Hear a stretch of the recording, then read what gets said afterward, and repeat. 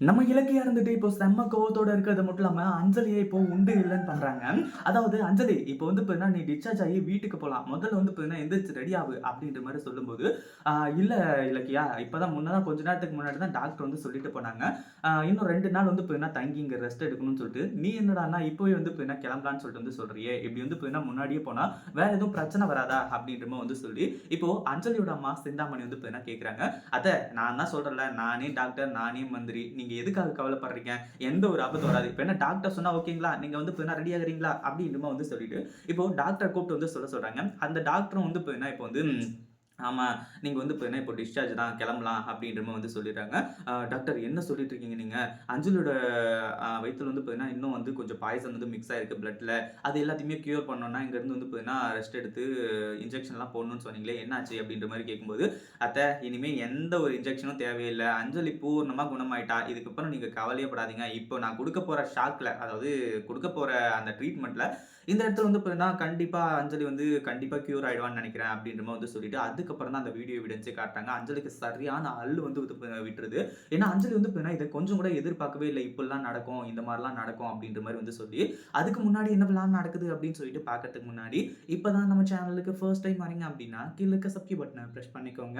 அதாவது இப்ப என்னாச்சு அப்படின்னு பார்த்தீங்கன்னா, ஒரு பக்கம் நம்ம கௌதமும், இலக்கியா வந்துட்டு வாக்குமூலத்த வாங்கிட்டு நேரா வந்து பார்த்தீங்கன்னா, அந்த டாக்டர போய் அடிச்சு உண்டு இல்லன்னு பண்ணிடுறாங்க. ஏன்னா, எப்பவுமே வந்து பார்த்தீங்கன்னா, ஆதாரம் இல்லாம இந்த டாக்டர் மேல இல்ல வந்து பார்த்தீங்கன்னா, இன்னும் பெரிய பெரிய ஆஃபீசர் மேல இவங்க மேலலாம் கை வைக்கக்கூடாதுன்னு நல்லாவே தெரியும். அதனால பொறுமையா வெயிட் பண்ணாங்க.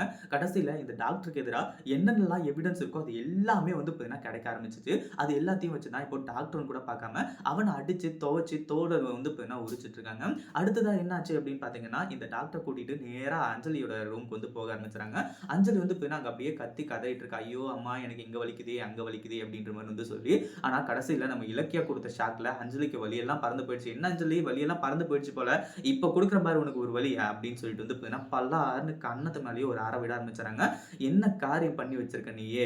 உன்ன அந்த வீட்டுக்கு கூட்டிட்டு போணும் அப்படின்றதுக்காக எல்லாரையும் எதிர்த்து, நீ பண்ண தப்பு எல்லாத்தையுமே மறந்து, உனக்காக வந்து பார்த்தீங்கன்னா, அடுத்ததா ஒரு சில விஷயத்த வந்து பார்த்தீங்கன்னா செஞ்சா, நீ இப்படி இந்த மாரி காரியத்த பண்ணுவ அப்படின்னு சொல்லிட்டு நான் கொஞ்சம் கூட எதிர்பார்க்கல.